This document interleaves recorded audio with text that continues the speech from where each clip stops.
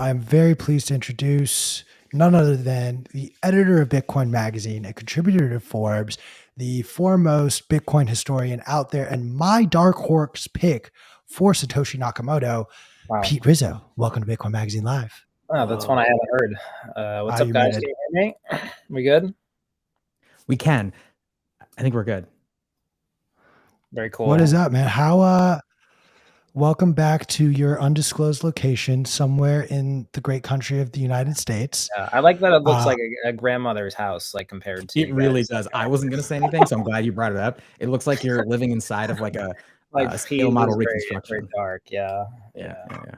Hey, To be clear, Pete Rizzo is coming to us live from his home, which looks like your grandmother's home. So can't confirm. I want to start first. You were at BitBlock Boom. I was. A, yes. how was it? And B, what is up with your disrespect of the term orange pilling? Where do you want me to start? Those are two very different questions. One, I went to Texas and saw a Bitcoin conference and had a generally good time. Two, the definition of orange pilling. Yeah, pet peeve. I want to retire the word. I don't like it. I can expound on that. I think it's gross. That's the headline. I'm not a fan of the word orange pilling. So, all right, let me just start off with the rant there because I think I got it mostly polished up, but if you want to think about it, like what's the goal of us as like Bitcoiners or Bitcoin maximalists? It should be to encourage people to adopt Bitcoin, to like choose Bitcoin over alternatives. And I feel like the problem with orange pilling is that, the phrasing just sort of deprives any agency, right? You're not saying, oh, I orange pilled that person, therefore that person like made a smart decision, like made the right choice. The action of the word actually relates to you and like not the beneficiary. So that's like the fucked up imbalance number one.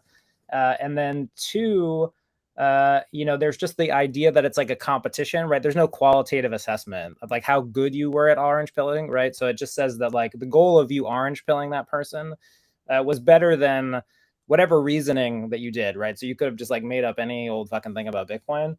And if then you orange pilled that person because you did that, that was good. So there's no qualitative assessment of your orange pilling. And then there's sort of the just general sort of like, notch on the bedpost style, kind of like hunter gatherer connotation of it, where it's like you should,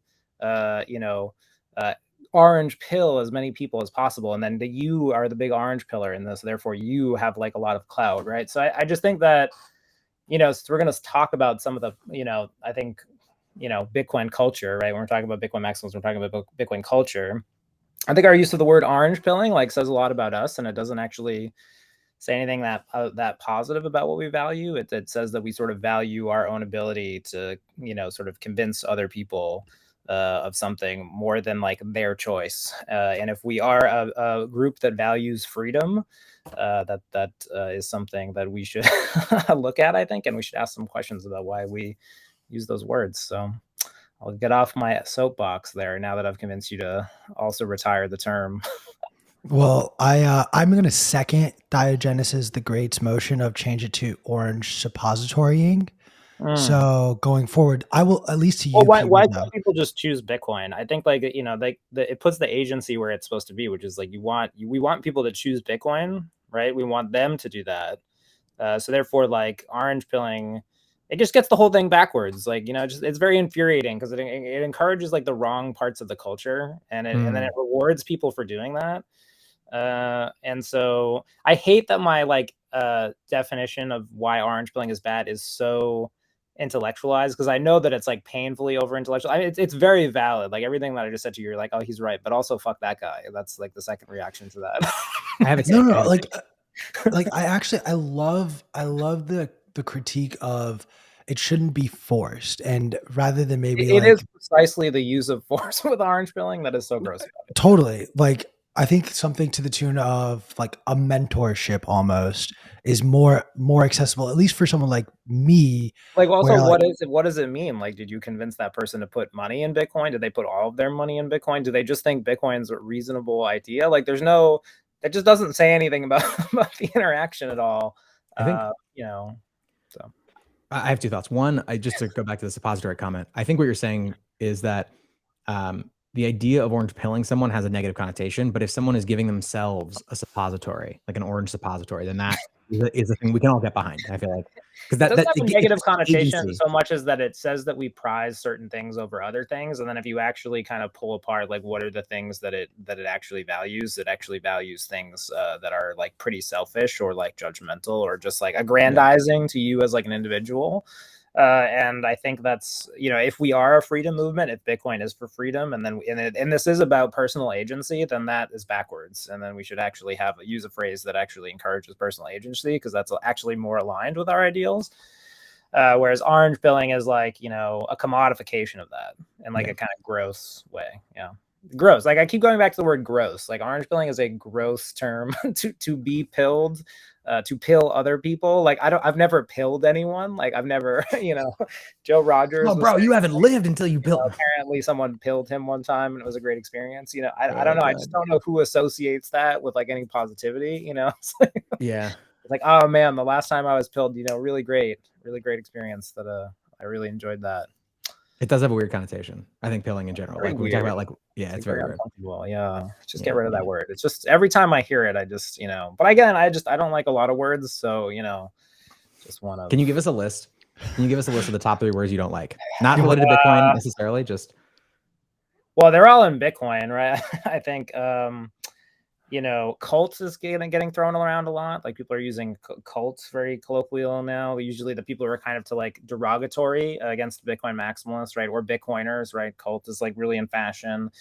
And then oftentimes when you ask people, well, like who's part of the cult and like what does the cult believe? Like the answers are very vague, and often there is no cult there when you kind of get to the bottom of it. And then shitcoin's the other one, which is also super vague and like uninteresting and just sort of, you know, what is a shitcoin? Apparently everything, including that you could possibly buy other than Bitcoin, which is just seems very overly broad. And seeing that most Bitcoin maximalists regularly, I mean, I was at the conference, as you mentioned, and everybody seemed to be taking Uber. So unless they were paying with Bitcoin somehow, I mean, I assume that they're paying in US dollars to get to and fro the conference. So yeah, that's also a weird term. Don't really understand what that means. But I like to look for these like areas of the Bitcoin culture and sort of, because again, like words, this is sort of where I break from the herd a little bit. It's like words have to have direct meanings. And then if they don't mean anything. And then if they don't mean anything, they're just sort of like random dog whistles for sentiment. It's like, oh, I hate that. I hate shit coins, man. Get me too, brah. It's like we both hate shit coins, dog. It's like there's no content exchanged in that conversation. It's like you didn't say anything relevant. Yeah, I mean, generally, I've found in my experience in cryptocurrency at large, right? Because my background is I was a cryptocurrency reporter for many years. Is it's the same sort of thing. Like if you hate buzzwords, you should just hate all shitty words. And a generally good thing that has served me well in cryptocurrency is like looking for words that objectively have no meaning and then just trying to figure out what they mean, because those tend to be some of like the deepest questions. So the one that I've been kind of noodling on the most is like, what is Bitcoin maximalism? Like, does it have a definition? Like, does it mean anything to anyone? Or is it just sort of a useless word that like some people use to identify with a group? I think like the worst case scenario for Bitcoin maximalism is just, you know, it means like your friends, like at the end of the day, right? There's actually no greater value system that it aspires to. I don't think that's true. I think like in my recent article, I was able to convince myself that Bitcoin maximalism like objectively is a thing. But yeah, I mean, no, I like generally if you're a person in the space and you want to understand how to navigate it, you know, there's a great article from the, if you really want to go back into the archives from Nakamoto Institute, which is like everyone's a scammer. And that is true both in crypto and usually also in Bitcoin, right? These people have kind of been orange pills or that are now using like these whatever words, right? So you can also scam yourself by like getting attached to some idea that doesn't make any sense. So yeah, I've been really trying to figure out Bitcoin maximalism, and it's come at a time when a lot of people just feel a lot of things about Bitcoin maximalism. It's obvious like people are very defensive about it. It's obviously there's some group that wants to attack it. So then you have to ask like, what is it? Right? Does it objectively exist? I don't know. I feel like that's important, but you know, happy to be a minority on that. So I think there's something interesting in your perspective on maximalism and kind of what we've just discussed briefly with this concept of orange pilling. And I think there's this idea where there's a class of Bitcoin maximalists who wholeheartedly believe it's Bitcoin and nothing else. And there seems to be this growing sentiment of, if you have any idea outside of Bitcoin, you therefore are not as convicted as I am, or you are not as much of a maximalist as I am. And like, I definitely fall into that camp that like I wholeheartedly believe in Bitcoin, but I also wholeheartedly believe during this transitionary period, there will be other things available to me and my family that I'm just going to need to utilize and capitalize that maybe my children won't have to Maybe I deal can with. walk you through like my questions for it, right? So like my question was like, okay, like first one is like, is there such a Bitcoin thing as Bitcoin maximalism? Like, is it possible to be described? And then I think if the answer is yes, then the second order question is like, is it good or bad, right? So like, does it have a like a positive core? Like, is there something? Does it represent a system of values that are good, or does it represent a system of values of bad, right? Because that's like sort of the core critique, right? So like, it's often common that people will identify as groups like before they actually like understand the value system they're in. So, one of the things that I've been trying to figure out is like the claim of the people who are anti-Bitcoin maximalists. Their claim is essentially that people who are Bitcoin maximalists are either ignorant, right? They're either ignorant people, or they're belligerent. They're essentially being encouraged to sort of like attack like any idea that is in Bitcoin, right? So that's kind of the charge, right? Is that it is Bitcoin maximalism that encourages those behaviors. So I'll just be like really specific about that, right? That's the current fight in the industry right now, is this movement to label Bitcoin maximalism as just this bad movement that is motivated by bad things. So that was the question that I wanted to explore. And essentially, in the article I wrote for Forbes, I basically laid out sort of like a 9-point definition of like, okay, here are the values that I think actually represent Bitcoin maximalism. And then through that exploration, I'm pretty sure, and again, I'm happy to like face disagreement and criticism on this, is like that these things are actually positive. Like if you actually kind of single them out, if you say like, okay, the value system of Bitcoin maximalism is positive, you can say that it's antagonistic. It actually encourages people to be against certain things, but you could argue that any ideology of a sufficient scale also does that, but that it's not inherently bad, right? Because the meme that's sort of going around right now is that like the toxic maxis, right? So the toxic maxis is the claim. There's this group, the toxic maxis, and they're doing things that are bad, right? That's as far as it goes. So I was pretty what I wanted to do was basically carve out maximalism and then sort of like strip out toxicity, because I actually do think that one of the biggest misconceptions in sort of the wider crypto world and even in Bitcoin right now is that like toxicity and maximalism are the same thing.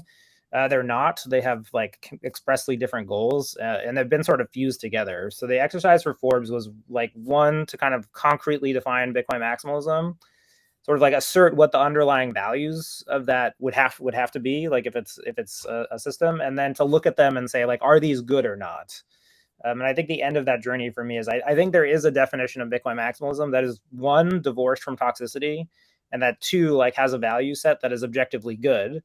But I think because we haven't like focused on that value set, and like people in the ecosystem don't know what that value set is, there, as what you're saying is correct, is that like the value system now is about like, oh, does this person think I'm bad? Do they think I'm doing bad things? Am I a shitcoiner? Like, oh, I better stop doing these bad things, right? So like, there's no awareness of the value set, and so people are sort of competing to be like the least bad person in other people's eyes without a solid definition. So I think like there's kind of getting the root of the problem. That's how I approached it, right? So it was, one, coming to a definition, two, stripping out toxicity and maximalism, and then trying to kind of look at Bitcoin maximalism on its own and like assessing it and seeing if the definition was useful. And then so far, I think the feedback's been pretty positive. So, P, I love your take, because like you and I have a lot of conversations offline as well, just about like the necessity of maximalism. And I'm also curious, just of this scale that we're starting to discuss, like where do you yourself, P, put yourself on the are you maximalist scale? guys toxic maximal? Like, do you guys under, when I say like Bitcoin maximalism and toxicity are separate, does that, that registers for me?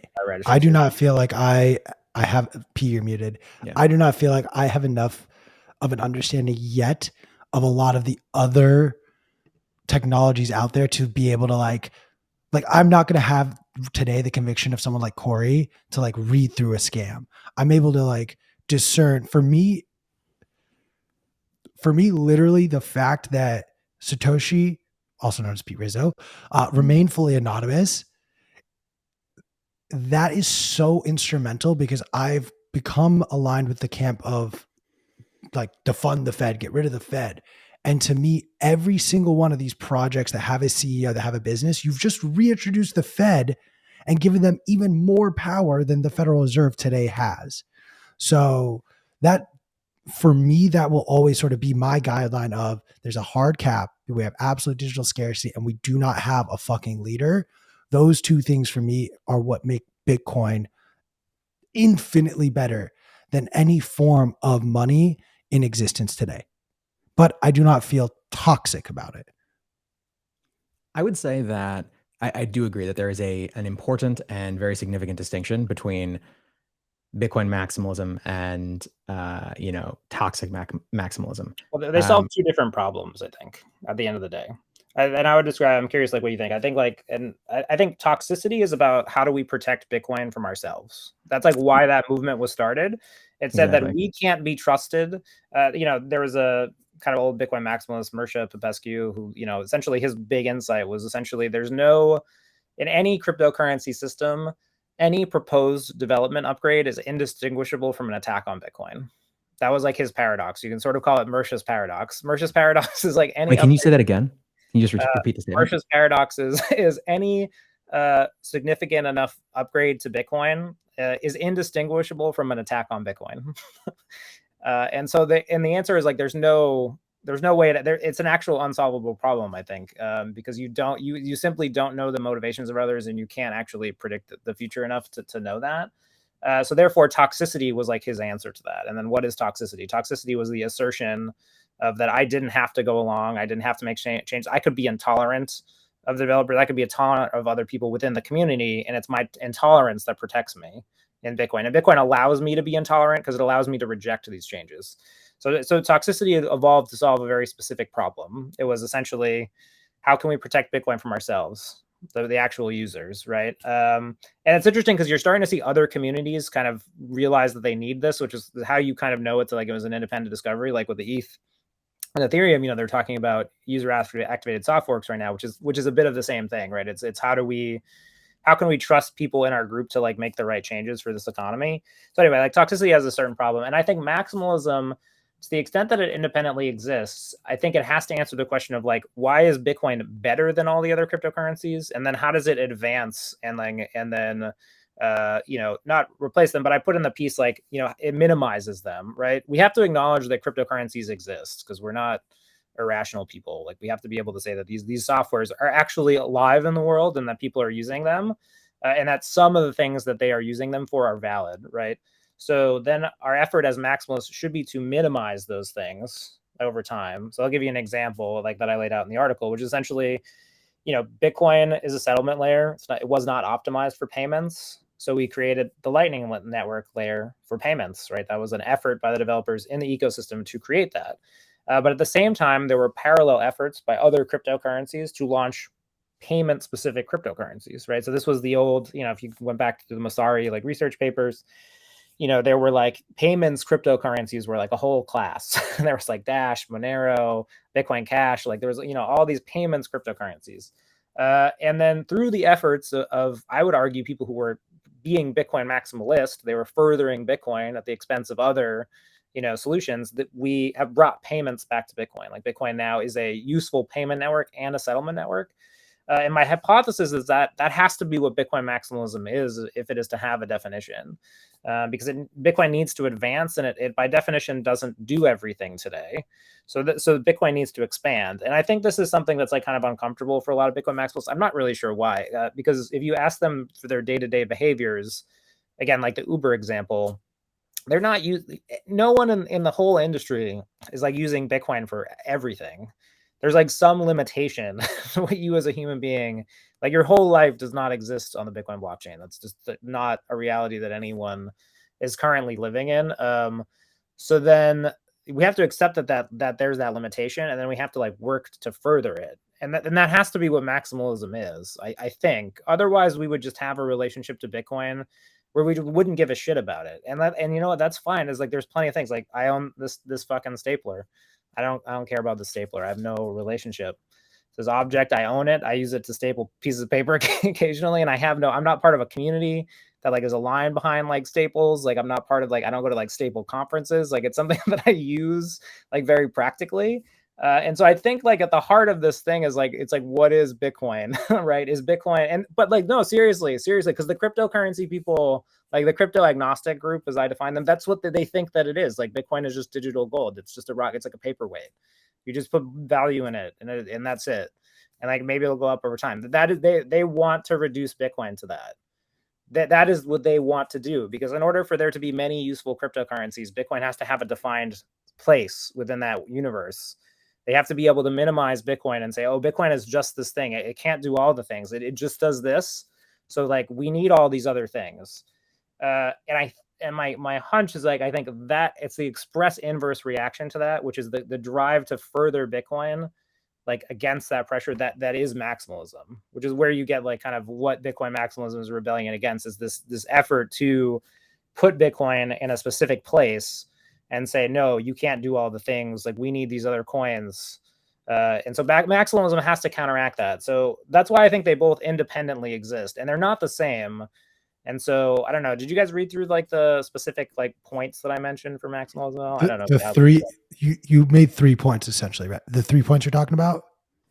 Bitcoin is Well, a there free was like, market I economy. basically put down like, here are 9 principles that I think like pretty much everybody shares, and I still don't know if everybody agrees on them. That's like one of the reasons I wrote that. All right, I was like, I think my hunch is like, if written down, most people would agree that these are sort of the shared values. But again, this is like, my point is that the definition has to come from an agreement on values. If ultimately Bitcoin maximalism is just us declaring that we're part of some club, then like Bitcoin is an NFT, and then we're a conservative Bored Ape Yacht Club. That's just how it would be. We would just be members of some group. I think that's an important point. I think that it's like, how are you not a conservative Bored Ape Yacht Club? Because if owning Bitcoin, it's like that meme, you know, like, and corporate needs you to distinguish between these two things. Yeah, they're the same thing. Like a world in which Bitcoin, like you owning Bitcoin is enough, or like owning Bitcoin and simply hating another set of things like is entrance into the club, then congratulations, like you've created a club. Like you've reduced Bitcoin to being something, to being something in reality that functions in antithesis to what you are saying that you want. And and again, this goes back to like my really stubborn insistence on definitions, which I think is the only reason like I've ended up in this place of being like in a million conversations about what maximalism is right now, is because like it took me so long to understand like why maximalism like had to exist. Like I for quite simply spent many years like being very confused like about why there were people who held this view, because I think it's very easy to just be agnostic. Like I was a cryptocurrency agnostic. Like I gave no shits about any of these fucking things. They didn't impact my life. I got up every day and I wrote funny stories about people doing dumb shit with their little coins. And I was able to live my life like completely divorced from any moral consequence of that. So, you know, what part of my effort was to get away with it from that was, oh, okay, that's interesting. Like there are people who do think there's like deep moral consequences to this, and then think I'm an asshole because like I don't actually hold those views. So like, what are those? Okay, so what are those views? And you know, that started my whole journey into, you know, I think trying to objectively define like what Bitcoin maximalism essentially is, because you know, it has to be worthwhile to care about, and then it has to independently exist, and then everyone has to recognize it. I mean, otherwise then Bitcoin is what people say that, then Bitcoin is the negative caricature of people, that people are painting it. So I don't believe that. I've spent enough time that I do not think the toxic Bitcoin maximalists are trying to do anything bad for Bitcoin. Like I truly don't. But I do think that we don't spend enough time as Bitcoiners or Bitcoin maximalists, however you want to define it, saying like, okay, here are the values that we should want to support. And you know, how do we encourage them, right? Like, so a good example would be like, one of the points that I made here was, you know, a commitment to using Bitcoin to the greatest extent, right? That someone who is a maximalist has to make a personal commitment to use Bitcoin as much as possible. By definition, definitionally, this has to be true. And if you are not doing that, then you are not a Bitcoin maximalist in those instances. And then the question is, does the culture encourage Bitcoin maximalism? And I spent some time talking with Udi Werthemeyer about this, and he's saying his point was, look at the Hodl Knot fundraiser. We don't encourage spending. We don't encourage people to, use Bitcoin. Therefore, Bitcoin maximalism actually encourages people being a miser, like miserly, just hoarding these things, right? We've discouraged spending even to the most worthy of causes. And my point was essentially like, you could argue that the culture maybe is not currently expressing that value, but the culture has to have that value. So then the question is like, do our actions align with that value? And are we doing enough to it, right? So I would say, like, for people listening, it's like, have you personally donated to defend Bitcoin, defendingbtc.com? If you have not personally donated to probably the most important legal case in Bitcoin this year, if you as a Bitcoiner or Bitcoin maximalist, however you identify, have not done that, spend What a kind few of minutes Bitcoiner are you? Yeah. about why have you not done that? Yeah. Is the answer because you want to acquire more Bitcoin, and that you acquiring Bitcoin is so important to you that it's greater than even the cause of Bitcoin itself? And then ask yourself, are you a Bitcoin maximalist? Because a Bitcoin maximalist definitionally has to make choices for Bitcoin. The other point of mine that I think was like controversial was like, the last one was a commitment to keeping Bitcoin open for all, right? And so I wrote, I'll just read: Bitcoin maximalists believe everyone in the world should use Bitcoin as money, and that the Bitcoin economy will ultimately be used by people of all races, religion, nationality. They. Oh no, did we lose Rizzo? I was going to say he's frozen. He'd been frozen for me for a second. He looks. It's a perfect freeze frame though. Like he look like it's like emphatic. All right. Make sure we get a lot of screenshots of that so we can meme Pete Rizzo for the next week. Honestly, I think that'd be a great thing to be memed for. But while we wait for him to jump back in, I'm sorry, Q. I didn't know if you were gonna. No. I mean, I have a few questions on his list, but I was gonna kind of let him go and keep going down this rabbit hole. I mean, the easiest explanation for what he's saying is Bitcoin is for enemies here. I think that's part of it. I think jumping all the way back to an earlier part of the conversation, I think that one thing that I have noticed, and I think that Rizzo is speaking to here as well in this article, and just in the way that he talks about these things, is if we do not hold ourselves accountable for asking difficult questions and spending time and intellectual energy answering them for ourselves, then we willingly reduce ourselves to the caricature of Bitcoiners that the world wants to sort of create. And that's doing ourselves a disservice, and that's doing Bitcoin and the Bitcoin community a disservice. And go for it. No, please go ahead. Keep going. I feel like we're playing the game today where we're like, we're both like super excited and also like a little undercaffeinated. So undercaffeinated today. Yeah. You're fucking it up, as am I. But I think that, Rizzo and I had a conversation at the conference. Oh, you're back. I'm back. I'm sorry about that. No, it's fine. We were. It's like mid rant. But it was actually a perfect freeze frame. You were like this, like. But it was like as long as it's thumbnail, Yeah, it was good. It was really good. Just know if you see that image of yourself circulating Twitter, it was not P or I who made you into a meme. I'll take responsibility. I can't control what other Bitcoiners will do, So I don't know exactly where we lost you, Rizzo, but I think my point was that a Bitcoin maximalist would have to put Bitcoin over other ideologies or biases, like definitionally. You have to be willing to promote Bitcoin above other things in all cases. And my suspicion is that I don't think a lot of people who think they're Bitcoin maximalists are actually Bitcoin maximalists, because I think they're actually deferential to some other things. So a great example would be like, if you think Bitcoin is a conservative technology that is here to advance like the US conservative social movement, and then you are putting that movement like ahead of Bitcoin. And you might not be a Bitcoin maximalist. You might be like a social conservative, like who is here to advance the political party associated with social conservatism over Bitcoin, right? And that's not bad. My argument would just be that your value set doesn't align with what I would independently consider what Bitcoin maximalism is. Because ultimately, at the end of the day, if the success of the like Republican or Libertarian Party in the United States like matters more to you than like Bitcoin success, then you are just simply definitionally like not a Bitcoin maximalist.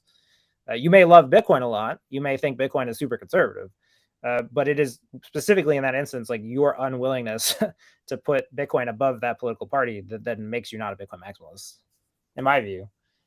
No, that makes perfect sense. And I think I'm going to steal what P was trying to say earlier, of this idea that you either have to wholeheartedly believe in this and you can't carry in these other ideas. And I'm just going to use myself as the perfect example, where I get bashed sometimes when I bring up things like the incentives would have me be happy about student loan debt being paid off because I hold student loan debt.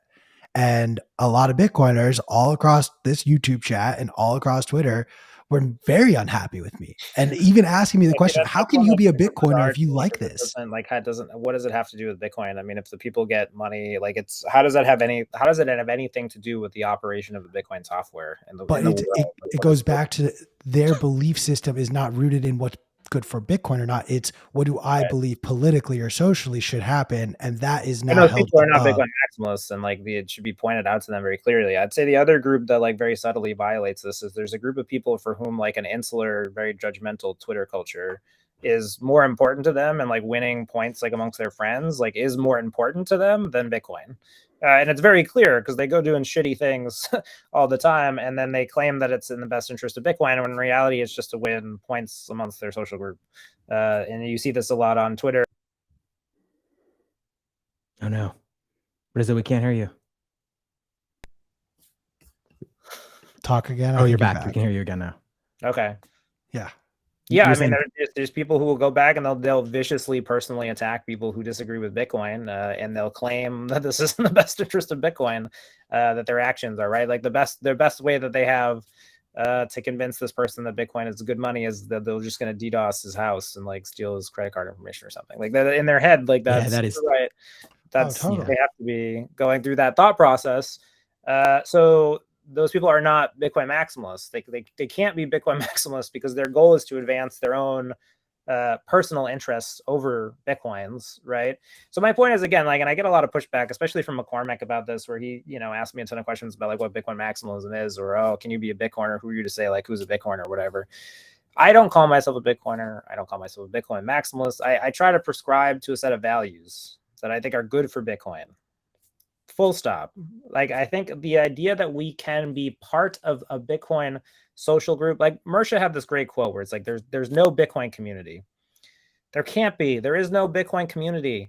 There are simply people using the software and running it on their computers, and people who are not doing that.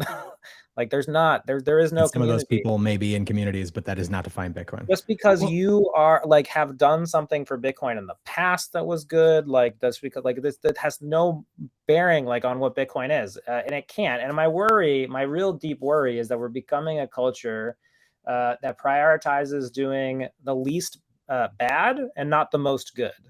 And I actually said this to a number of people at the conference this weekend in private conversations, is that I think Bitcoin maximalism as a culture has the potential to be really scalable and really positive and like very influential. But because it is so ill-defined and because it is so easily misconstrued and hijacked, what has happened is the system has become implicitly negative. It rewards people for doing the least bad as opposed to doing the most good. And the thing is, when you reward people for doing the least bad, what you are doing is you're giving them the incentive to not act and to also judge the actions of others. And I think it's very clear when you look across like the Bitcoin community today that this activity is like very prevalent. There are a lot of people who like would rather do nothing and like judge other people for their actions than take any action at all. And again, there's some valid criticism to this. Jimmy Song said, well, a sin is a sin, and if you do a lot of good, you still sinned. And I said, sure, but Bitcoin's not a religion; it's a technology movement, and we have to further Bitcoin as a technology. So therefore, we have to encourage other people to do so, right? So my question now is this framework useful? Right? Does this judgment that we're imposing on ourselves actually achieve anything? And if so, what does it achieve? My steel man for it is essentially like, best case scenario, judgment helps us understand our values, but it is not good enough to advance those values. Our pure enforcement by like social judgment of those values is not enough. And I think I don't know if I could share his response to that, but he had a funny insight, which was essentially like a world in which like the Bitcoin social culture prioritizes its own judgment of something over action is one in which we are socially proof of work, because we're essentially using our existing social capital as a way to validate other things, and we're not independently assessing the work. Wait, you mean proof of stake? Wait, proof of stake or proof of work? Yeah, you meant proof of stake, not proof of work. Yeah, that's what I said. A world in which we are using our own socially, we're using our own social capital to judge others for their actions, is a world in which we become socially proof of stake. Yeah. Okay, got it. The first time you said proof of work, and I was like, wait, my brain is melting. What is happening? No. I thought I said proof of stake. No. It makes sense. It makes sense now, though. Proof of stake makes total sense of what you're saying, and like I'm just going to keep reiterating this point that. You guys look so shocked. I thought the point hit home, but maybe no. Even Chris is like, dude, you said proof of work, Rizzo. 0 for 3. Sorry. Well, I guess go back in your minds and those. Wait. But I actually think this is an interesting moment, because I would argue that forcing people to critically evaluate the statements that are being made and the tenets that they hold dear is it's one of the most important things. And I feel like it's kind of the meta conversation that we're having here. And I think that's an interesting moment, because instead of sort of like smiling and nodding and being like, I mean, I guess I heard a thing, but since we're all on the same page, we're all Bitcoiners, Rizzo's a historian, like he must have said the right thing. I think like we have to be, I think what you're saying is we have to hold ourselves accountable for critically evaluating all of our beliefs around Bitcoin. Is that fair? Yeah, 100%. I mean, that has to be well, that's why the opposite of that is something where, and this is why I've really fought against this idea that like, again, if me owning Bitcoin gives me entrance into the social group and the inability to leave that social group, then it is just Bored Ape Yacht Club, like definitionally, like it is a token that guarantees me entrance into a group. The way that you would have to counteract that is like my actions then have to be accordance to something. There has to be some sort of value set or like to the cultural movement, and then my actions either align with that or they don't. And this is why I've like always said this. It's like, you know, again, I came from being cryptocurrency agnostic. My actions did not align with Bitcoin. I chose to align them with Bitcoin. Like I made that decision consciously, and I put a lot of effort to like realign my professional life into doing that. You could argue that was good for Bitcoin, like some people would not. But at the end of the day, it's like it's our actions that must be judged as good for Bitcoin or not good for Bitcoin. If it's purely something where because you own the token, you are a participant in the system, then it's hard for me to see how you can have something like Bitcoin maximalism. I don't understand how you would get to that point, because then the culture doesn't then exist to move Bitcoin forward, and we know that it must move forward. It has to do that because it currently doesn't encompass all of our activities. Right? It is more limited than we are not all currently living on a Bitcoin standard.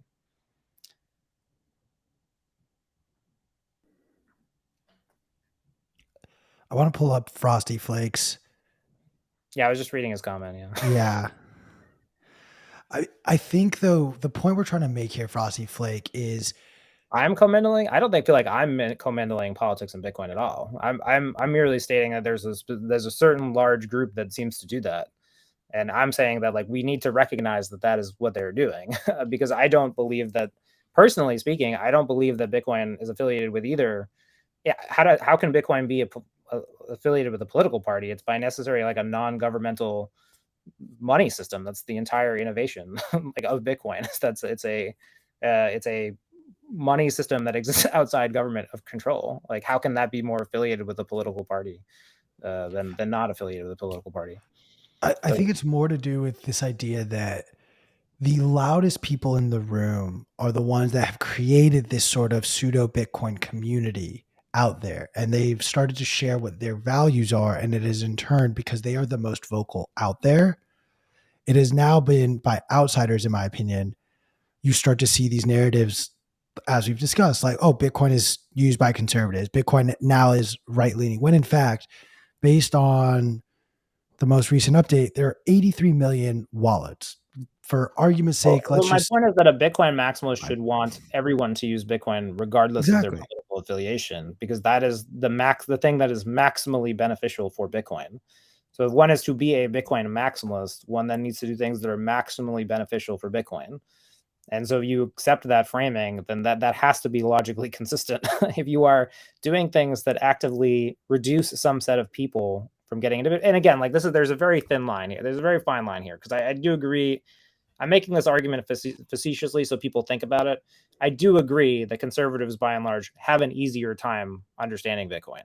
I won't disagree with that, right? It naturally speaks to values like individual rights, property rights, things that conservative people are all generally more predisposition to. It makes it easier for us to convince them to choose Bitcoin. I agree with that. But there are also people doing work. There's nothing inherently to the ideology of Bitcoin that would prevent somebody from another group from choosing Bitcoin, right? And that's why I wrote in the article that, we should be critical of people who have ideological biases that prevent them from adopting Bitcoin or choosing Bitcoin for themselves. But we should be critical of those ideological biases in order for them to ultimately accept Bitcoin, because that's the best goal for Bitcoin, right? Is that it maximally advances philosophy wank decides things. Bitcoin was built to centralized trust. That is it. You let Buterin make up a word and are spinning in circles trying to work with that. Okay. Oh, good luck.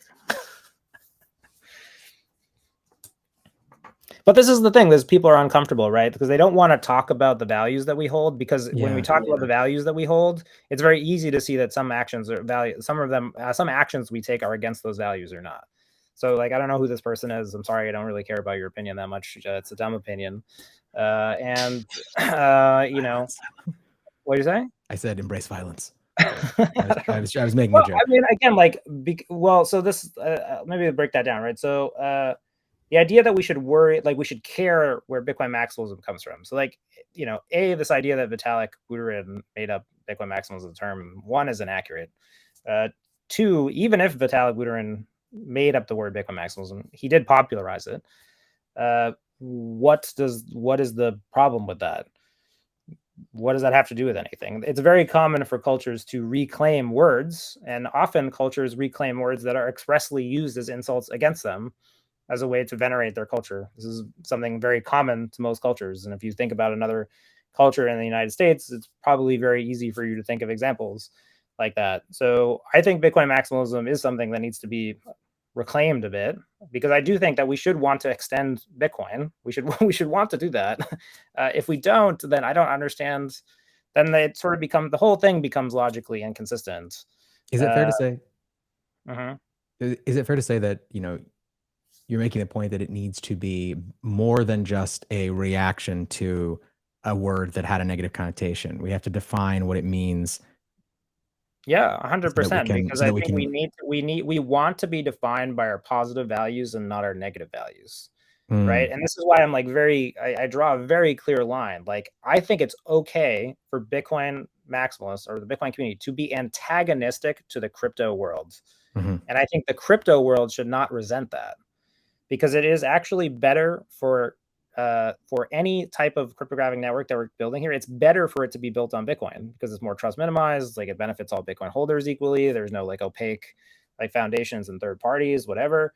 So if it is better to build something on Bitcoin, then the goal of us as human beings who are aligned to the most positive outlook for humanity should be to build those things on Bitcoin, right? That's actually the best goal we should achieve. So in that case, Bitcoin maximalists are antagonistic to the crypto world. So I mean, one of the points here that I was thought would actually cause a lot more debate was, I think a Bitcoin maximalist has to have a commitment to crypto minimalism. You have to be doing something that aspires to reduce the amount of other cryptocurrencies and crypto assets that exist out there. Because if they continue to exist out there and continue to be useful to people, well, then, they're going to be used. And therefore, you are not maximally extending Bitcoin. You are just judging these things that people are using. And I think they don't understand why, right? So your friend who trades NFTs, but probably doesn't really understand why you don't support what he's doing in any way. So again, I think that isolating the values helps us have the more difficult conversations. Like, it gets us away from this arbitrary groupthink where we're afraid to kind of say or do things because people won't like them. There's a social judgment. I think we become very concerned about the social judgment because we don't have a clear idea of what our values are. So I tried to write down what I think those values are, and I would love for people to comment on them. And I've got a few like really thoughtful responses of like, hey, like I think, you know, you might want to add this or subtract that. Because again, the more we can talk about the good that we can do for the group, the less we're going to be focused on like the negative stuff, right? And my argument here would become very focused on the negative stuff. We're very concerned about who has done the least amount of bad things and what those bad things that you shouldn't do are, and then calling out people for those bad things and then shaming them for those bad things and then making sure everyone knows that they've always done those bad things. And in the end, we've done nothing good for Bitcoin. Like you said it so succinctly earlier in the conversation. Just the distinction between like it's not enough to focus on the bad. We have to focus on. Can you just restate that? Yeah, it's not enough to do the least bad. Like we should want to do the most good. Like there's a very distinct difference in this. Like so like everyone here who's like a who's calling me a whatever, like a statist or whatever, right? So a society where people are doing the least bad. Just think about this in your head. A society where people are doing the least bad. Okay, so what's coming in your head? These people are going to their house, they're going to their work, and they're coming home, and they're going to sleep, and they're getting up, and they're going to work, and they take their family out on Saturday, and they go to church on Sunday, and they go home, right? They've done the least bad. Okay, a society where people are doing the most good. Okay, what are you thinking about? Oh, maybe there's fundraisers for people, like maybe people are going out, they're adopting kids and puppies, and there's all these things, right? So which one of those is better, right? I would argue it's not the one where people are doing the least bad. The society where people are just doing the least bad is just the most homogeneous. And then if you believe in freedom, that just seems like a weird thing to also support. So I think another way of framing that is it's kind of a scarcity mindset versus an abundance mindset. Like, are you focused on how to avoid punishment versus challenging yourself to embark on a path that basically helps you to maximize so Winsome finally said something I agreed with. You can be a communist, capitalist, a drunk, pothead, or an asshole. Is that how you say it? Asshole with arsehole. Yeah, no, I was trying to say it's a British spelling. Arse. And I think it's asshole. And use Bitcoin. I can still transact in Bitcoin with you because of the decentralized trust. Yeah, 100%. Yeah, agreed. But then you should want to get all those groups of people to use Bitcoin, right? Like that, in order to be a Bitcoin maximalist, you should want to encourage like all those people to use Bitcoin like that. So my point is here, it's like we have to have an attitude towards like advancing the cause and the mission. So anyway, just getting back to like the few points here, because I feel like there's a lot here and I rely a lot on like anecdotal examples, right? So, I use the stapler one. It's like, it's very fine for you so Bitcoin is a tool. Sure, I own many tools. I have no social cultural relationship to those tools, right? Okay, so it's very clear that while Bitcoin is a tool, that tool needs something to advance the use of that tool. And so therefore, Bitcoin has developed a culture. And that culture has kept that tool in really pristine condition. It's ensured that tool could be broadly useful. In every instance where the community made difficult decisions, I think it was in the best interest of the tool. But we need to convince more people to use the tool. And the tool needs to, again, if we want to limit the amount of other cryptocurrency networks that are out there, then we do need to improve the tool over time. And my thing here is I think that like there exists this weird dichotomy where it's, if we're not doing anything as a community to minimize, if you're not a crypto minimalist, if you're not trying to minimize the amount of other cryptocurrencies that are out there, then you are enabling their use and you're allowing them to exist. And if they're always going to exist, then why would you cast judgment on them? They're just always going to exist. What's the use in hating them? They're just going to continue to be useful. So it is actually your action that matters. And if it is true that we can do everything that the cryptocurrencies are doing on Bitcoin over enough time and with enough reason and logic, then that should be the highest aspiration. And this is why, again, I think I would staunchly defend this idea of crypto minimalism, because I think it's defensible. The opposite of Bitcoin maximalism is to be a crypto minimalist, and I think both things are good. I want to maximally extend Bitcoin for the greatest benefit. I want to minimize the other cryptocurrency currencies that exist for the greatest benefit. And then both groups should actually want both groups to operate that way. They become symbiotic. It becomes a greater good to do something on Bitcoin than to do somewhere else. But it just says, yeah.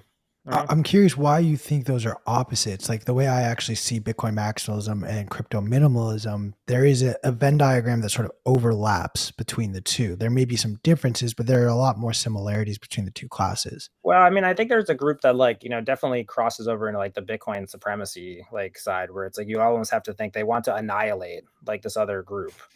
Like their goal is to burn completely it to the ground. Yeah. Yeah, their goal is to like completely eradicate it, like through every terrorist like sort of means, like just like scare these people away from cryptocurrencies, right? And I was thinking about that a lot this weekend, like supremacy. It's like a word with like a lot of connotations that are like almost wholly negative, like for very obvious reasons. But what do you mean?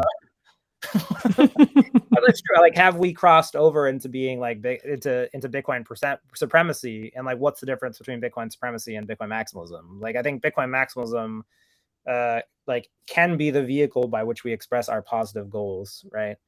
Why should it be our responsibility to minimize the use of other cryptocurrencies?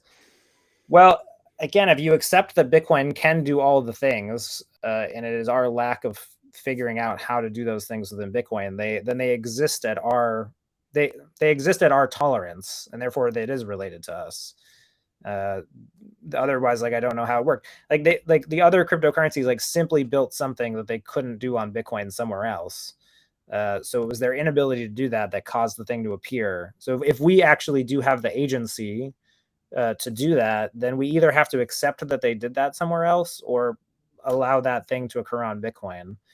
That's the only two rational states to exist. Like otherwise, the third state is that it exists and it's useful and it's not on Bitcoin and we hate it arbitrarily. And I would argue that condition is a cultural failure because it encourages you to hold a view that is antithetical to reality.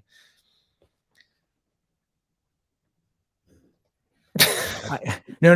I thought you were still going for a second. I didn't think you were ending right there. No, I don't know. You guys are just, this one's been, it's been a fun combo, but yeah, no.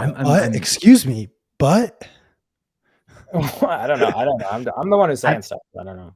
I'm thoroughly enjoying this, Rizzo. I appreciate your time, man. It was the smell of money that created most shitcoins. Sure. Okay, but they exist somewhere else, and to the extent that you agree that they're doing something, so Winsome Hack says, "LL, no, it was the smell of money that created most shitcoins." Okay, so take stable coins. They exist. They're useful. People are using them. They're using them to buy Bitcoin. They're using them in places where they have no banks.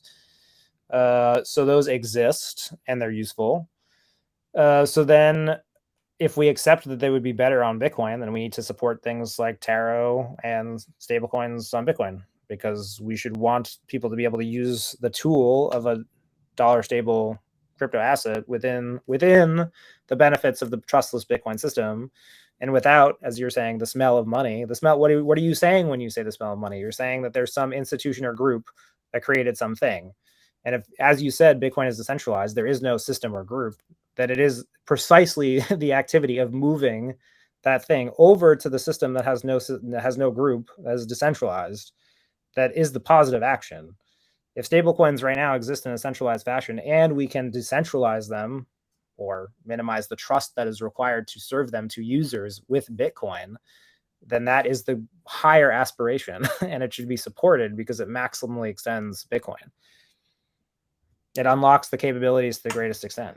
That it has to be. I just, the more I talk about this, I think the more it has to definitionally be true, because it is also our allowance of these things to exist elsewhere that lets them continue. And by existing elsewhere, it does more harm, or rather, it does less good. It does less good, right? Exactly. Yeah. So I would argue stablecoins do good, but they could exist in a better way on Bitcoin. Therefore, the Bitcoin maximalist view should be to allow those users to have that freedom of transaction within the Bitcoin system because it is better for those people and that's better for Bitcoin. If there was a situation where it was not good for Bitcoin or if it was dangerous for Bitcoin, well, we wouldn't want to do that. And then it should exist somewhere else and we could be critical of them. Right? Like, and I really baked this into the piece. I think it's responsible for Bitcoin maximalists to also be very critical of other things. Right. But I think that our criticism has to be juxtaposed with action. Like we also have to do things that show that our criticism is leading to positive change. And that's why I continually give the Lightning Network as an example, because I truly don't think that many people remember a time when there was a category of payments cryptocurrencies that were competing for something that very clearly Lightning offers. And I think it was the positive action of the community to recognize that and to bring that capability to Bitcoin. That is Bitcoin maximalist. That has to be definitionally what we are trying to achieve, and we should be trying to achieve more of that. What was it like? What was it like when Lightning was first becoming dominant? Was there internal strife around that specific point? Like, why are we trying to do this? Like, Bitcoin is not supposed to do this. What do you mean by the whole fork wars were? Yeah, it's fair. Like the whole thing was about. I mean, yeah. I mean, Lightning sort of came out in the middle of that, right? But the whole drama of the fork wars period of Bitcoin was essentially that Bitcoin was so many people were using Bitcoin. Bitcoin was becoming expensive for payments. There were groups that wanted to change the underlying protocol of Bitcoin in order to support payments. And, in the middle of that came out this technical proposal for how we could build a secondary layer on top of Bitcoin that could facilitate payments. So a great many developers and Elizabeth Stark, Joseph Poon, Taj Draja decided to kind of go forward with this proposal, and SegWit, the Bitcoin improvement proposal, directly sort of enabled that within Bitcoin, right? It made a couple changes that without which we don't think that Lightning would have worked. So my argument would be that yes, that was a Bitcoin maximalist effort, and all of those things were a product of this desire that we have, which is to maximize the utility of Bitcoin, and to reduce the amount of other crypto systems that could exist elsewhere. And now that Lightning has become successful, we have seen a dramatic reduction in talk about other payments cryptocurrencies. We don't hear about them anymore. They don't frame themselves that way. They have accepted that Lightning has neutralized, their efforts, and that's positive, because the end result for users and for people is that people now can send payments very easily with all the benefits of Bitcoin. Absolutely. Right. So that higher aspiration has to be at the core of maximalism, right? And again, I want to go back to the point of it, which is like I'm happy to defend maximalism. I'm very happy to defend toxicity in certain cases. And if you guys check out the article and look at the points, I'm happy to hear some criticism. But I do think we have to become more conscious of our values, because I think it is our inability and our unwillingness to define these values that has allowed other people's perceptions of these values to control us or to paint us in a certain image, right? There's this kind of connotation right now of some people kind of talk about, oh, well, can Bitcoin maximalism be saved? Like, is it a good word? Like, blah, blah, blah. It doesn't, the word almost doesn't matter, because if the word doesn't have an intentionality, if there's no value system behind it, then the word doesn't matter anyway. So why would you care? The word has to mean something, right? Meaning and words, like there has to be some connection between these things, like at some level. So I don't know, maybe that's something that isn't very popular, but is this guy on the WEF website by any chance? I'm not. But no, I guess, I think it's interesting that they have moved on. There is so much pushback. Wait. Sorry. So Diogenes, go read the article that we've been referencing. It is a fantastic article in Forbes that Rizzo just published. It's basically, it goes through 9 different sort of tenets that Rizzo argues are like the core aspects of what Bitcoin maximalism means. I think it's also important to sort of reiterate that. Yeah, and I'm not imposing this definition on you, right? So like I said that in the article, it's like it's Bitcoin. So if you don't want to ignore like what I'm saying, then you're fine. No one cares. But again, I think we have to acknowledge that there are some structural weaknesses like in our culture right now. Our culture is under attack. Our culture is under attack from people who want to paint Bitcoin as negative and to paint our aspirations as unworthy of their interest and unworthy of the recognition of other people. And so there's only 2 things you can do in response to that. You can argue passionately about why our values are good. You can show people what they are, and then you can seek to demonstrate them, or you can seek to just, attack them mercilessly. You might be right in the second instance, but I would argue you're not going to create many passionate Bitcoiners in the process who have a favorable idea of our intents and interest. But this is why, culture, going back, it's like, why is Bitcoin culture necessary? like it has to have a, like, so if you are a part of the Bitcoin culture, the first question you have to ask is like, why is that culture necessary? Otherwise, you just shouldn't participate in it. You're right. Tell me to fuck off. Like, we don't need a culture. Bitcoin is a stapler. But just realize that you're reducing Bitcoin's potential in that instance, and you're actually allowing these other crypto assets to like continue to exist. So if that's the position you hold, I guess you're just going to be angry a lot. I don't know. I don't know how to tell you how to feel about, like, you are perfectly able to live in the world like holding opinions that are contradictory. Like, you're perfectly able to live your whole life loving that you can use Bitcoin and hating everyone who uses anything else.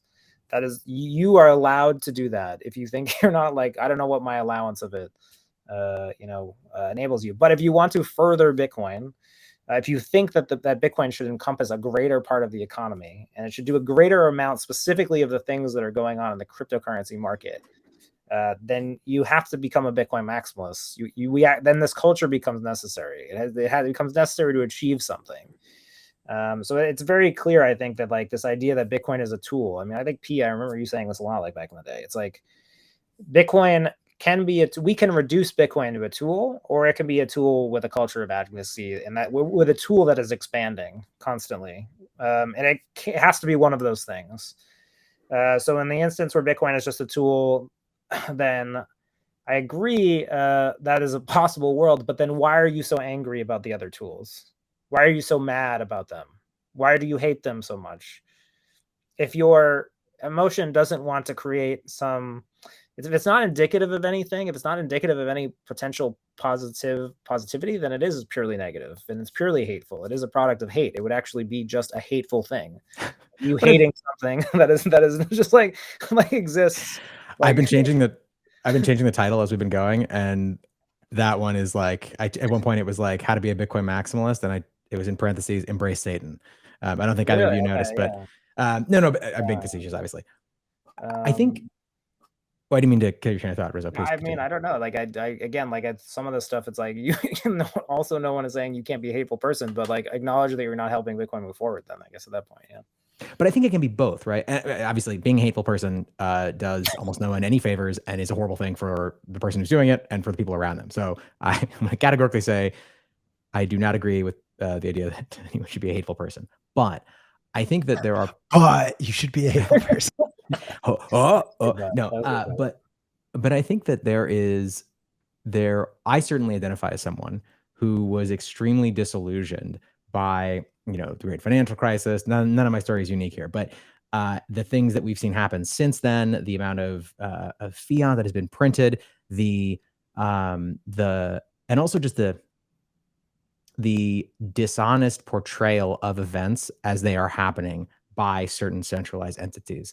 So this is not a novel thing to say, but I certainly would be extremely depressed right now in my life if I hadn't discovered or been if Bitcoin had not been shared with me personally, because it does for me offer this sense of hope and an opportunity both for myself, but also for the people that I care about and the ideals that I care about. Well, And so I agree. And I think yeah. that's why I've been so insistent on creating a definition for Bitcoin maximalism that is positive, because I think it's very contradictory to other people's experiences of it. Right. So I think, somebody was talking to me at the event, he's like an author in the space, and he said, what I loved about this piece was that it was objective, right? It actually put forth a set of values that people would actually be able to agree are positive by stating them. And he's like, I also think Bitcoin maximalism is positive. And so, okay, like, then it's incumbent on us as Bitcoin maximalists to make that argument, to say, okay, here's why it is positive. Rather than just kind of dismissing like the negative criticism. The best way to fight criticism is with like a response, right? I think that, this article is very much reaction to the response. It's we as people who are Bitcoin maximalists have been labeled as ignorant and belligerent. That is what they say about us. I do not believe that that is the case. And I would like to take actions that influence our culture to move away from a system that would even be associated with those things. Yeah. We should want people to aspire to be Bitcoin maximalists. Going back to the Bitcoin as a state, we don't want you to just own Bitcoin. I want you to advance Bitcoin. This is this back to the stapler analogy. It's like if you orange pill people into just owning, let's call it staple pilling. Our goal should not be to just get people to suppository. own Bitcoin. Our goal should be to get people to advance Bitcoin. That should be that's even better, right? So not only just choosing Bitcoin, but getting them to be so convinced that they are aligned with our cause. They understand where we're coming from. They understand the ideals, right? This guy says he's ignorant and belligerent. I'm okay with that. Yeah, and I'm okay with you being ignorant and belligerent too within the concept. I love that Bitcoin protects, people who are owning Bitcoin from the, predatory intellectual class that is, developed around the fiat system. It is great that you can be ignorant in Bitcoin and have your wealth protected. That is something that is worthy of celebrating. But you have to realize then that that's not purely what can advance our cause. So what about the other side of the coin here? We talked a lot about, the people pushing Bitcoin. That seems like a very usual transition. But what about the people who read your list and they're like, I like Bitcoin, but I have no interest in doing any of these things. Like, that's I don't fine. want to. You are just simply not a Bitcoin maximalist, and I would take the personal failure that I have not encouraged you, and I've not convinced you into choosing our cause as something worthy of you adopting. So you're a failure. I am glad my understanding that is Pete Rizzo said that he himself is a failure. It's a collective failure. It's a collective failure. I agree. Yeah. I just want to jump in there because I think that it is not enough for us to advocate, honestly, for anything. If you have a strong belief about something, you need to hold yourself. I would encourage people to hold themselves accountable for figuring out how to communicate about those beliefs and about those things to other people effectively in a way that they can understand. And I think that that's what you're trying to do here, Rizzo. You're trying to basically, as you said, create a suggestion for a framework, your belief of, or your understanding of what that framework entails. And I think it provides, even if people disagree. I mean, look at example, so, you guys are talking about you're going to eat shoes because the merge is coming, you're going to end up eating shoes. So, I'm looking forward to watching that. But one of them was, a commitment to slow software changes and enfranchising users. Why am I against the Ethereum merge? Because it risks disenfranchising some users. It's unfriendly to people who are within the ETH system, who are now subject to, the social consensus of the developers, and they exist in a system where they, as users, have less rights than they do in Bitcoin. So I am opposed to the merge.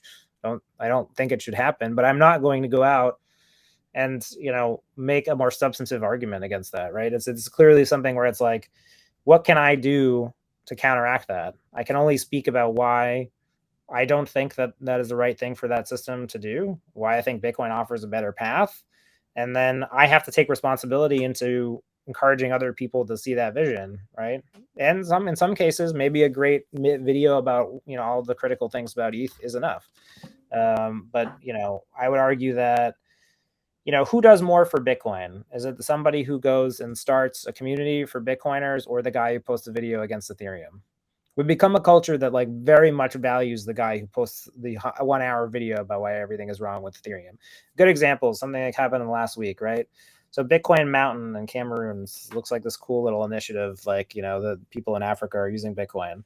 And you look at kind of the social media interaction on that account, and you're like, okay, that seems really cool that there's a community of people kind of working in this area to advance Bitcoin. And then the guy who puts out the 1 hour video about why the merge sucks. Who does our culture reward? Our culture rewards the guy who put out the 1 hour video about why the merge sucks. We have chosen to validate that. It exists at at the behest of our validation. And more of it will exist because we validate it. I think it's baser than that, though. I think that the two scenarios, no, but I mean, that makes it sound even worse. What I mean is, I think that the example you just gave is actually a fantastic one. And I think you're absolutely correct. And I say this as someone who, honestly, thousands of hours into, along with, about 20 other people, building PlebNet, right? Which is I would say is the positive end of that, right? We're we want to learn about the Lightning Network. We don't understand it, right? And we're just going to talk shit and have fun and, teach other people. And there's so much kind of generosity in there. But I think that part of the reason that was so successful is because that group of us, we're all kind of crazy and we say funny, inane, random things, and then we were able to balance it with all this knowledge and this genuine positivity about the experience. The reason I think, I promise this is going somewhere, the reason that I think that the video around why Ethereum is terrible like does better, or we reward that, is because it has the stronger emotional, it provokes the stronger emotional reaction. And I think that that's actually what's going on there. Not that maybe that's actually not that's like a parallel conclusion to what you're saying. It's not actually a refutation of what you're saying. No, I think it's like a little bit like, yeah, part of that's just like internet culture stuff. But I think it's like we choose what we validate, right? And we become a culture based on what we validate and what we praise. So, you know, I think that there's good questions to be asking there. So this guy, Diogens, I do run a full node. Yes, I have it on my desk somewhere. It's my BTC Bitcoin node. Very basic. I just want to go back. I think that I really enjoyed this Forbes piece. And again, I want to encourage everyone in the audience. This guy just wait for fiat to shit the bed. See, this is the problem. Like, there's nothing. This view does nothing. It encourages. You're encouraging passivity, right? Just wait for fiat to shit the bed. I'll give you the cheat code here. It's like there's no end to the existing financial system coming. It exists arbitrarily on its own whims. It can literally exist in any form that it wants. It literally just can make money out of nothing. Like, why do you think it's logically consistent enough to even fail? Like, it's just a ridiculous, like position to hold. And then would you like, here's like another thing, like, this is a great example. Like, whoever this guy is, like, really triggering me right now. Would you rather that Bitcoin wins because society, like the existing fiat system, collapses, or would you rather win because Bitcoin like outcompeted the current system and was so good that in every instance where it could possibly be used, it was better than that system? And the real fuck of it is that our culture encourages the first thing. It actually believes and values that the first outcome is better. That actually, like, we should want the existing system to fail rather than to put the effort and energy and ingenuity into outcompeting it. Like, isn't that sad? Like, doesn't that make you sad? It makes me sad. Like, reading that comment is sad. It's an objectively sad thing because you are asking me to hold a position in which my action means nothing. You're asking me to accept an inevitability that the system will collapse for the detriment of everyone in it, and somehow I will be saved because I own Bitcoin. Not that the Bitcoin network is good enough. I think that's sad. I think that says a lot about the current issues right now within the culture. Ah, man, expand that. Wait, hang on. Expand that.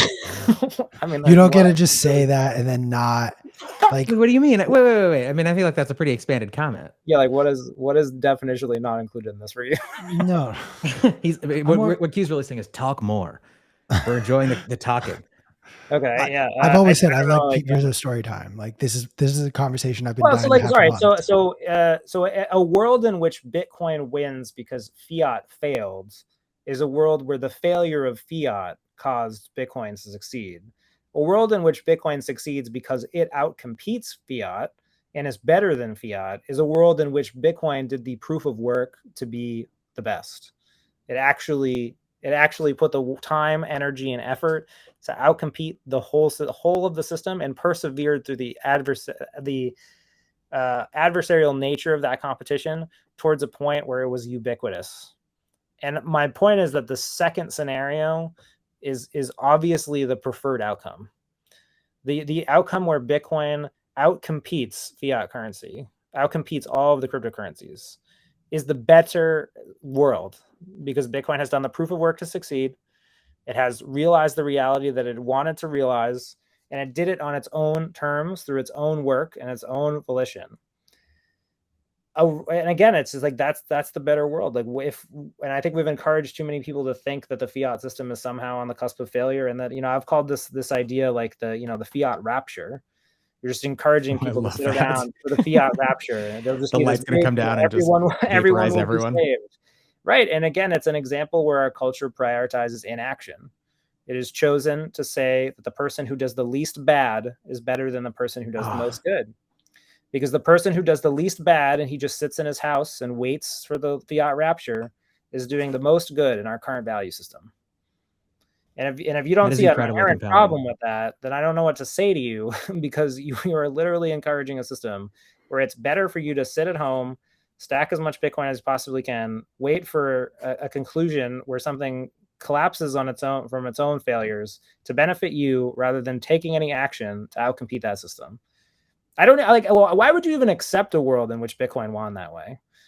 Why would you want to live in a world where everyone had to use Bitcoin because the fiat system failed, and was constantly like, oh man, like using Bitcoin sucks. Like I wish we still had the dollar system. It would be great if, like, you know, our entire financial system wasn't completely destroyed in this cataclysm.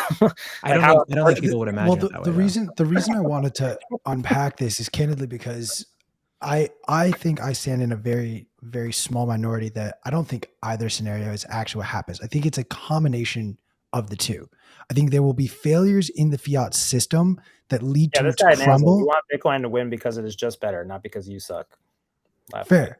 Or because others suck. I don't know if it's because I suck or because the system sucks. I assume he's meaning because I suck. So no, wait. But there's this. Okay, go ahead, P. I've been talking a lot. Q, please. And then I'll go. You go, and then I'll go, and then you'll go again, and then Rizzo will go. The reason I want to discuss this is, like, you know, Greg Foss has put it so excellently, the idea that Bitcoin is a credit default swap on the failure of fiat currencies. And that is a narrative that I think there is a growing class of Bitcoiners that are not on Twitter hanging out, that are not even considered plebs. I think Foss is speaking more to larger fund managers who understand risk allocation better, and they genuinely are looking at it like a credit default swap. When I think of it through that lens, it makes me believe, with no factual basis whatsoever, that there is there's a growing. I said your words, not mine. There's a growing subset of Bitcoin holders from the dollar denominated sense, not the total number of users, not the total number of wallets, but the total number of Bitcoin hold market cap wise in relation to the people who believe that this is a credit default swap on fiat. I believe that class of people is growing. How to answer that comment? I find your comment so inherently unrelatable that I don't know how to answer that question. I got kicked off of my own show. Well, I mean, again, it's like a symptom of the same thing. Like, what are you saying? Like, so yes, it would, like, Bitcoin does have some inner, like, it does. You as a person who can either hold money in the fiat system or Bitcoin system, like, you can make a choice to your own benefit about which system to participate in. But the point that I was saying about the future, where, like, we get to choose, like, how we win, it says something about what we value. So your analogy, you know, it's just someone who's making a financial trade is like doing something out of their own self-interest. They would just do any action that would give them more financial benefit. So you're coming at it from a default, like, moral neutral position. So, like, a trader is just going to look at it and say, if I can make more money doing this, like, I will make more money doing that. Let me rephrase it. Because the point I'm trying to make more so is the way Bitcoin has been moving is because of these big money players entering and exiting the market as they have been. And so because of that makes me believe that they have a greater impact on where the price of Bitcoin can go. And so for that reason, I do feel like that is a growing subset that may actually have a bigger say on how Bitcoin's growth will be forward forecasted. And if the majority of people who then unfortunately hold Bitcoin, again, denominated in the total amount of Bitcoin they hold, not total number of holders, if the total number of Bitcoin being held is held by people who just want to see the fiat system collapse, ultimately, I don't think we have that choice necessarily. I don't understand that argument, but I think we're also talking, like, orthogonally, like, whether or not there's a large group of people. I kind of see what he's saying. I mean, he's kind of asking, like, whether Bitcoin users, like, define the reality of it, or define the outcome by participating in that reality. Which I think is the crux of my arguments, is that, you know, because again, like, why is Bitcoin not just a tool? And the answer is, like, it can be just a tool if we want it to be just a tool, but then we have to accept that other tools exist, or it cannot improve our tool. If we accept that framework and then don't advance against that, right, then we are accepting that limitation. So again, you have to kind of go back to, like, where the agency is in it, right? So just any culture where people are buying Bitcoin because something else collapses, is they're buying Bitcoin. I mean, again, I would argue they're not doing the most they can to advance Bitcoin. So they're not maximalists. They're simply buying Bitcoin as like a worst case option. So you've only, like, someone who bought Bitcoin because they think it's a credit default swap on the financial system, like, they're going to buy more Bitcoin proportional to their lack of confidence in the existing financial system rather than their true belief that Bitcoin is a better financial system, in my opinion. Because again, they're only going to just buy it and hold it, and they're not going to actually advance like the economy in any significant way. They're not actually incentivized to do that. So my argument again is like, why does Bitcoin have a culture? Bitcoin must have a culture because we must think that it's not simply a tool that can exist on its own. We must want to advance it in some way. Therefore, maximalism. Therefore, we need some way to advance it, some cultural way to improve it. Or I mean, again, like some of these like really are choices that we can make. Like a world in which Bitcoin is just a single tool that does a single thing, and it's a world where like it's not worth getting angry about the fiat system or the crypto system. Like it's not worth being angry about those things. Like a system where the Bitcoin economy is truly better for everyone who is currently using cryptocurrencies and currently using fiat is a system worth advancing. I can't see any way around that fundamentally being true. Like Bitcoin must have some relationship between the two other systems. And then if it is truly better for you to be a part of that economy, then people should choose it, and then people should want to advance it. And that advancement should come from their choice and their agency and not the failures of the other systems. People should be engaging in Bitcoin because the incentives are there for them to do so from a positive direction, because it is the better thing that is inspiring them, or that they're moving towards rather than moving away from. It can exist in the other way. My argument is that it exists in some less desirable state. It exists in a state where it is merely like, what is your relationship to something that you keep in case of emergencies? Like, what is your relationship to your fire extinguisher?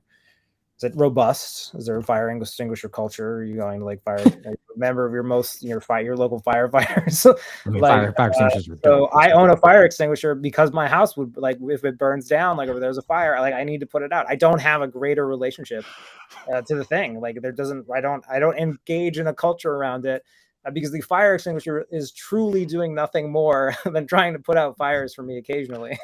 Or like this guy Wade, he has like house insurance, right? Okay, like yeah, he like your relation to that product. Oh, Wade Finley, like, he's a huge house insurance proponent. Yeah, he's like biggest guy. Right. So yeah, your relationship exists like on that level with the thing, right? So you don't have a positive forward-looking relationship with the object at all. But then we have this Bitcoin culture. So like my question here is like, why does it exist? The best defense that I can give for it again is that like Bitcoin maximalism should exist.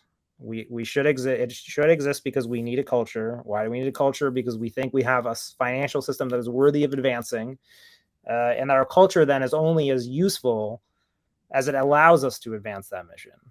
And a culture that actively is doing things that are negative towards that mission is one that can be improved. And, the best thing that I thought to do, especially right now, and we're in a time of like great discontent about the state of Bitcoin culture, was to try to define it in the most positive way that I could, and say, okay, and here is my best scenario. This is what we should aspire. I think most Bitcoin maximalists aspire to. What do they truly believe, and why do they believe it? And if we don't agree on that, then that's fine. But got to start somewhere. If you don't agree, I highly recommend you give Pete Rizzo a follow and shoot him a DM and directly tell him how and why you don't agree. Tell me that I'm with the guy. He said that I sucked earlier, or no, that I was part of the WEF, right? Yes. I think is that like a badge of honor? Am I relevant enough in the Bitcoin community now to have been accused of being part of the WEF? Is that like as I reach some sort of? I'm gonna make like you a metal badge, like a little like sheriff's badge that you can pull out with like a leather case, and you can be like WEF agent. Drop your trousers. And culture needs a leader. I don't think that's true. Like, I don't think cultures need leaders. I think they need values. Cultures need values, not leaders. They need to have agreement on like what a good outcome is. They don't necessarily need leaders. They need to believe in something. Otherwise, they don't exist really. Yeah, Rizzo, right. I want to thank you. This has been amazing. I'm serious, man. This is like why would you go say a thing like that? Fuck, I forgot you hate compliments. Rizzo, This was you're awful. this I is expected awful. You're more a piece from of you. shit. How dare I you? think it's terrible. I mean, yeah, I agree. I mean, Fun fact: Rizzo is our boss's boss. Somewhere along that line, Rizzo falls. Well, now you made it fucking weird. I mean, and hilarious. But no. You know, all joking aside, I think that that any attempt to create systems by which we can critically evaluate our beliefs is super important. And so, you know, I said it a couple times, but if you disagree with parts of this conversation, I would really encourage you to go read this article. It's very short, and like force yourself to articulate what you disagree with. Don't just sort of sit there and be like, "Oh, this is bullshit." Like if you don't agree with part of it, whether or not you say anything publicly about it, actually hold yourself accountable for going through the intellectual the exercise, because I don't think we do that enough, and certainly not within the Bitcoin space. So I'll see you next time, guys. It's been great to be here. I think, you know, I'm looking forward to seeing what positive example you set for everyone in the Bitcoin. Oh, that's not going to happen. You guys, you're terrible two people to ask to do that. Yeah, terrible two. Wade, we will shortly send another link. It is available on Forbes, the article we have cited. Rizzo has recently put out, I believe, 3 different pieces dating back as far as April on Bitcoin maximalism. So be sure to check out his series there. Yeah. Give him a follow. One day he'll publish with Bitcoin Magazine eventually. I do have one request, Rizzo.